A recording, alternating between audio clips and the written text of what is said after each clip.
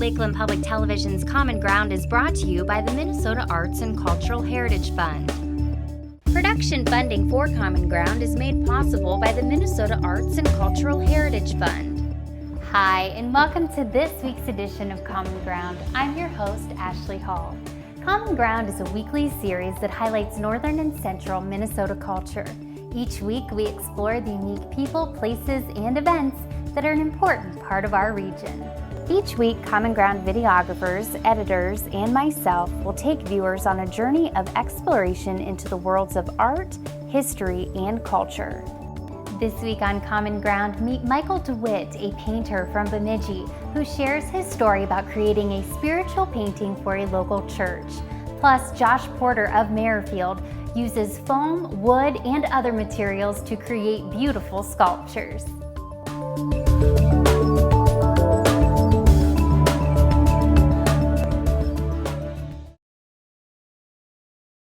The main focus that I like to do is the sculpting portion, like a Paul Bunyan statue or Bade the Blue Ox, that kind of thing. And I also do paint murals, full finishing, and illustration, graphic design, kind of whatever it takes. So it keeps it interesting because it's every project's different. Well, I joined the chamber right away when I started doing this, and then I've actually gotten quite a bit of business from the chamber. They did a Paul Bunyan statue at the Welcome Center, and then I refurbished the small Paul and Bade that's over by the water tower, and then I just did not last summer, the same summer of the Ox Trot, I did another statue for Apine Restaurant in Jenkins, a standing Paul Bunyan statue. But I think the overall height was 12.5 feet, including the base. Then I've done quite a bit of work actually with Paul Bunyan Land. When they moved out to their new spot just east of town, I contacted the family that bought the park just to see if they wanted, were interested in me doing some work for them. This is the internal structure of a podium for a church in Cross Lake. I came up with a concept in a meeting. I was just trying to think of a way to do it without, something a little bit more unique. The church in Cross Lake is actually like a log cabin almost. So I thought, well, it'd be cool to try to keep with that theme of the logs. So actually I will be using a white polystyrene foam to surround the wood structure, and I'll carve that to make it look like an old twisted log, and then I'll coat it, give it strength, and actually texture it so it looks like an old log too. I actually started in the cities in St. Paul. I was working for a company called Tivoli 2. So I started there and I started doing the detailing and the sculpting, got into the painting portion of it, so I learned the whole business actually. Learned what materials to use, what works, what doesn't. Yeah, it's a pretty specialized thing. It's as far as the theming and stuff, I've been doing this for about 12 years now. There are limitations to things that are going to be, if it needs to last, or if it's going to be something that's outdoors or that kind of thing. There's a lot of things you got to consider.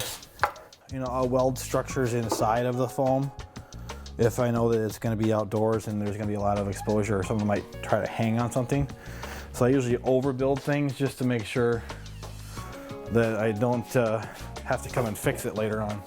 Polystyrene foam is the main ingredient as far as making the big sculpts out of, and it works really well actually. It's you've got to coat it with something to give it strength, because it's not very good on its own. There's a lot of different foams too. You can get different pound ratings, and depending on your project, because you can get more detail in some of the higher poundage foams because they've got more, it's more rigid, and it's got usually has a smaller bead to it. How big of a project it is will determine the kind of the scale of the tools. You end up inventing a lot of your own tools just because either they're way too expensive to buy the pre-made ones, or they just don't work like you want it to. So I've actually created made my own tools for quite a few things just to get the job done. This is where it starts to get fun, finally. The rest is all leading up to this point, so I just gotta do some trimming to kind of bring in my sides so that I can see how far I can cut in, and then start moving. Then I can come back and kind of draw on where I want to go. Draw on the basic concept of my design. You know, kind of start seeing the shapes and the segments that I'm looking for. Yeah, once I get done to this, I'll move on to some hand rasps, and that'll really smooth out these shapes. Where we left off last time was I had just started shaping out the bigger pieces, and I still had a lot of this area that was just, you know, pretty much blocky foam that was very basic shape. So I went through and pretty much worked down everything to a certain point so I could see where I wanted to get to, and then I went back and refined it. And then after that's done, once I got it to where I wanted as far as the main shapes and had it kind of, you know, everything worked out nice, I ran sandpaper over it. So that's where it gets to this little bit more of a smoother finish on it, and it'll accept the top coating.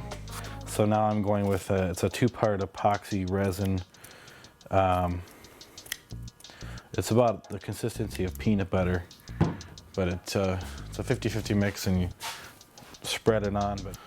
So my goal for this, when I get done, not just for this but the whole thing, is that it looks like, you know, a twisted old log that's been, you know, reclaimed and cut and, you know, made to fit this podium, so that people have to come up and check it out. I might have to kind of smooth it and then let it sit a little bit, put some more on in another spot, and then come back and texture it a little bit later once it starts getting a little bit stiffer.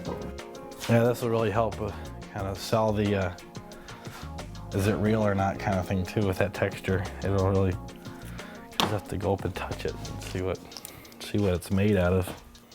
It makes painting a whole lot easier when you've got some texture to work with. Okay, so I've finished out the rest of the sculpt with the coating and got it all textured. It's plenty strong for what I was hoping to get out of it. And then I just base coated with a primer that was tinted to the color I wanted, kind of like a pine color. And that's what I'm going to start with today, and start doing some distressing and get some color into the grooves, and that'll just help bring it to life. It should look pretty realistic by the time I get done with this. I want to do almost like a wash of color, so that I can spray it on and then wipe off the top layer so that it only stays in the grooves, and that'll save me a lot of time, you know, bringing out the details. And then I can go back with another brush to trying to get to this kind of a look with the finish. And then it's more of a reddish tone for the final coloring. So that's what the clear coat is colored like that. So once I get it to about like that, then I'll use the clear coat to turn it and then give it that sheen of, you know, like a finished log would have. I'll probably once I get this gray in here, I'll probably come back with a brown and kind of tone some areas and streak it a little bit more so that it's got some, you know, just some variations. I'm just gonna put it on kind of in streaks, and then I can move it around and leave certain amounts of it there. It'll give me kind of that peeled log look a little bit to it. You know, like when you strip a log and you see different variations of the bark, or different layers are kind of left behind. All right, well, I'm gonna dry this a little bit with a hair dryer, and I can put the clear coat on, get a kind of sort of a final look at it. The nice thing about this kind of stuff is that these type of projects is people get an idea of how this stuff, how this stuff might be made. I'd never really thought about it. Most people just go to a theme park or whatever and just assume they come out of nowhere until you actually see someone doing it. Pretty much anything's possible. As long as you can kind of visualize what you're trying to get to, you can do anything with this stuff. You can make any kind of prop, you can make it look like stone, wood, with the faux finishing and stuff. It's pretty much endless on possibilities. A lot of these projects, they kind of have a life of their own. They develop as you go.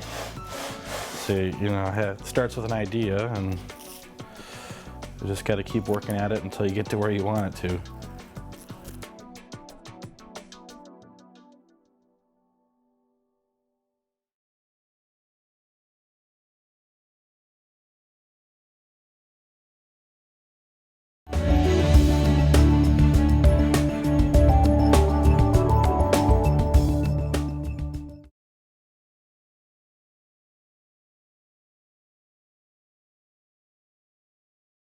People ask me what I am. I say, I'm a painter, and they say, oh, I've got a building paint. I say, I'm a painter, an artist. But I've been turning it around lately, and that's, I'm an artist, a painter. I overheard a conversation behind me by a couple of our church leaders up in the choir loft after we were practicing in the choir.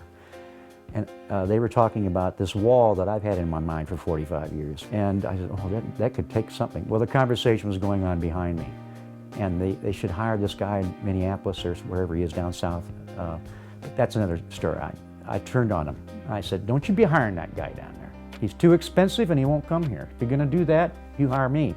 Because I've been looking at that wall for years. And I says, but I understand that it'll be difficult because everyone around here doesn't know that I paint like these paintings. And I'm a landscape painter and a realist painter and a lot of other things in paint.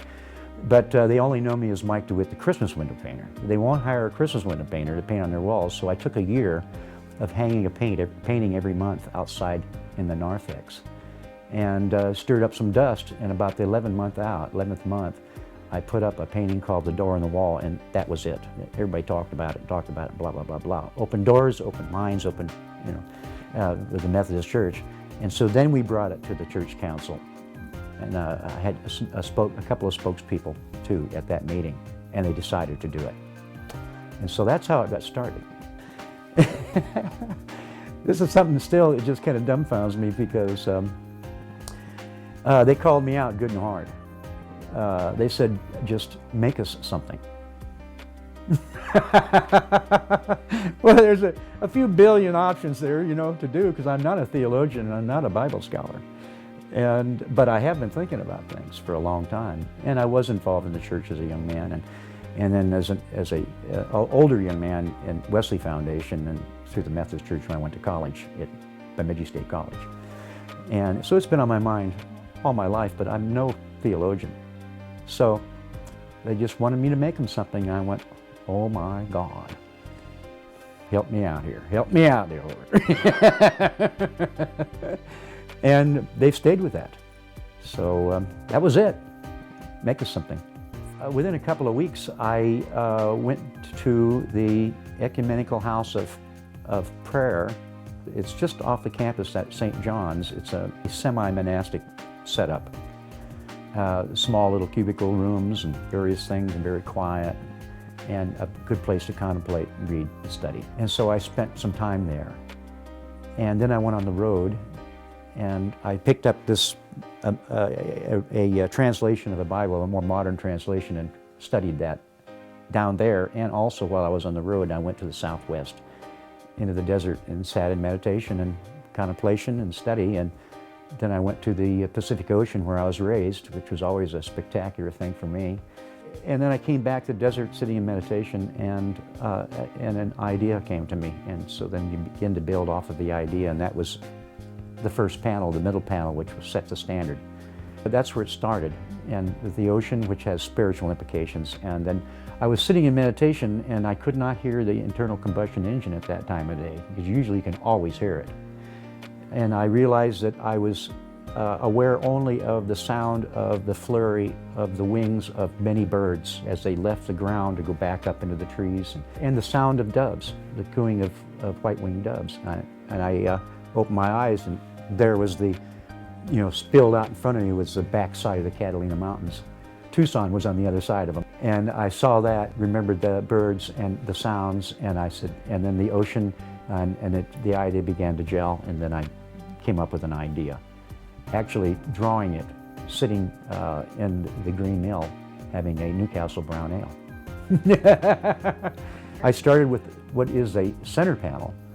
That was the first thing they got at the church, was only the layout, not the idea, because that's what I did first, to let them know that I had begun. I needed to figure out what format. You always have to figure out what format you're working in. Is it going to be this big? Is it going to be that big? Is it going to be square? Is it going to be round? Is it going to be what? Where's it going to sit? Where's it going to, those kinds of issues. And I even went to the point of cutting out large brown paper, the actual size, and I went down on a Saturday and put them up on the wall to see how they would sit on the wall, size-wise, shape-wise. I was ready to take them down, and the minister at the time, Eric, came in, and Eric says, "What are you doing?" I said, "I'm taking these." "Oh no, don't take them down. We're going to have them at church tomorrow." And I said, "Oh my God, Eric, these big shapes that have never been there, and we're just going to put it on them, right now, and it's going to really confuse people. I mean, it's going to stir up some dust here, Eric." And he says, "That's what we want." And I says, "Okay." So it was the next, on Sunday morning, people walk in and here's these things up on the, and they were excited. There was no images in them, but they were still excited to see that. Well, this is the center panel. This is the first one I came up with. All the rest it has to support all the rest, the other 7 panels, and they have to support it, instead of one just standing out, because they're all going to work together like one painting. Above it is another panel that emulates the peak of the sanctuary of the church, and it has the birds. There's going to be a little space. You'll psychologically connect these birds to the others, and then they work your way right down into this image. This structure you see around here is a structure that emulates the composition, the design concept for the stained glass windows that are throughout the nave of the church. But I need to emulate them, speak of them. I'm not going to try to compete with them though, because they have real light coming through them. They're going to have various colors in here, and as they come up, they'll begin to dissolve, and it'll turn into clear glass up this way. So we can. I don't want to box this in, say, these images in, because there are stained glass windows up above on a counterpoint, and the intention is to psychologically connect them by not closing this off. So we'll go up, and you'll go off the edge, then you'll look up and see the stained glass windows up above them. Living things came out of the ocean. I mean, it's talking about where we came from in a sense. There's a lot of people that don't look at it evolutionarily, but the argument for that is pretty doggone strong. And we did come. All creatures came from the ocean, from the sea, and there's all kinds of references. This is a Christian church, and there's the Sea of Galilee, which was not an ocean, but in the sea, and Jesus walked on the sea, and so there's all those metaphorical references to the ocean, but in reality, creatures and everything came out of the sea. If it wasn't for the ocean, we wouldn't be here. Nothing would be here at all if it wasn't for that ocean that we're systematically destroying, which is very disheartening, and I don't know what we're going to do about it. This one is on the left side of the main panel. This one's on the right side. And in here, this The panel that you saw at the beginning with the conch shell, that is about Jesus, and it's about us, and it's about things. It's about life, and the conch shell is a message sender. In most cultures that utilize the conch shell, they use it initially as a horn to send messages. And so now we're talking about Jesus over here, and this is a takeoff from the story of when Jesus and the woman at the well had their encounter, how you treat other people. And that's what that panel is about. This one right here was from the beginning, became conceptually the most difficult one for me to come up with. For one thing, I didn't exactly know what I wanted to do with it. There was something inside that wanted to be pushed out. I know it, but part of it had to do with a statement I made to the committee. I says, I want to talk about the light side more than the dark side of things. There's a history throughout churches of always talking about the dark things, the pain and anguish, and so because there has been a lot throughout the whole history of human beings. But I wanted to talk about the light things, but I knew that I couldn't get away with that because so important to all this is the contrast, and that is the dark side of times. And I knew but I wanted to talk about it from the light side. I asked one of my committee members, I told her what, and that was Becky Lubin. I said, I told her what I wanted to do. I need to talk about the dark side of times, and so forth and so on. She goes, have you ever read the story of Elijah? And I said, well, I have to admit that I really haven't. Well, read that and see what you come up with. And I read it, and Elijah's life had just gone right down the tubes, and he retreated to this cave to lick his wounds, and what did he find? And practically running away from God, and he found God there. And so I wanted to develop a cave. I remember growing up, especially in Illinois, these mammatus clouds. When you see those, you know that there is tornadic winds somewhere, either on its way or on its way through, or if it didn't hit the ground, it's in the air, or very dangerous weather patterns. And so I painted and turned it into the inside of a cave. And so then I'm saying, when you've retreated to your personal cave to lick your wounds, you fill your wine goblet, which has some metaphorical implications for certain in the Christian church. You fill your goblet with that which is most precious. And this pearl is an abalone Baroque pearl. It's one of the most precious ones in existence, naturally made. And I gave this glow around it, which is the same glow that's in the Orion Nebula, to connect it with the larger things. These are the two end pieces in the whole composition. This is, in a sense, a creation story, and that is the end of times. But the end of times as we're alive, too, and not just the end of times. What I try to do with this panel is I have an issue in me that the creation happened a long time ago, and then it was done. And that's not the way things work.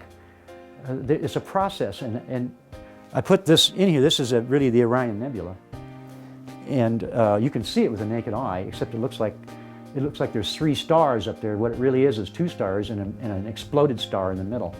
There are stars being made there right now. And they've been being made there before we were around as a species. And it's still going on. And so I wanted to say the creation's not done. That's really what I wanted to say. And all these elements coming from the heavens are what we're made out of. We have a role to play. And the heavens are right here. It's right in front of us. It's right on us. It's right in us. And we're made of it. So I'm trying to connect us with the universe. And this is something that I saw in meditation. I tried to draw that, sit in meditation and see this light begin to form. And then you say, there it is, right there. Oh, you go away, because you lose the concentration on it. So I had to do it metaphorically. So thank you, Mark Christensen from BSU. Said, well, Mike, maybe you're just going to have to say it metaphorically, with this deep voice, So I did it that way. But it's the returning to the light, going to the light, headed to the light. It's references throughout the Bible, and in other persuasions, spiritual persuasions, and religious persuasions too. This issue of the light, especially in the Buddhist realm and Hinduism. It's a path. I walked through the woods to see how the path worked. I walked out in the woods and took little shots of it and then I painted it. And when I got done painting it, I realized that wasn't just my path. That is a trodden path. So it's either one guy did that many times, which metaphorically is not bad to think about, because you return to the light when you need to, and as often as you need to. You keep returning to the light. But it also could be many people walking that path to return to the light. That's where we head. Whether you believe that or not, a lot of people believe that spiritually, religiously. So it's that kind of a truth. Whether it really is that way, I don't know that it's ever been proven. I don't know if it needs to be proved to be truthful. It's been a journey for me. I don't know that it was God's will. I think it was a circumstantial will, most definitely, because I've been looking at a wall and I heard someone going to commit someone to that wall, and I said, no, wait a minute, I'm going to do that. But of course, I had no say over it. And I'm not a pushy guy, but I wanted to very specifically, point blankly, tell them that, hey, consider me to do this, because I've been thinking about this for a long time.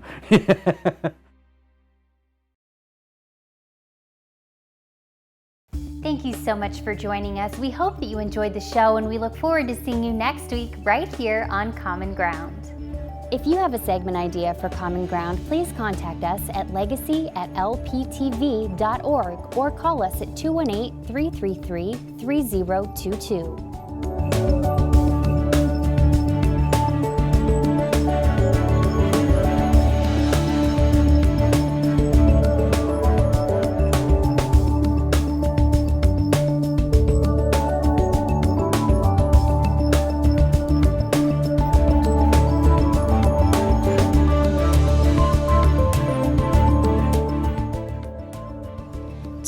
Individual segments or copies of Common Ground, please call 218-333-3020. Production funding for Common Ground is made possible by the Minnesota Arts and Cultural Heritage Fund.